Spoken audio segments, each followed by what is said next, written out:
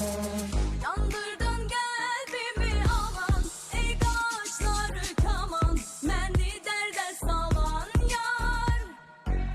Sensiz yaşayabilmerem, ey sevgili canan, saf eşkime inan, inan. Ben sana yalvara bilmedim, dönüm ara gidim ara bilmedim, seni niye kaytara bilmedim ben canım.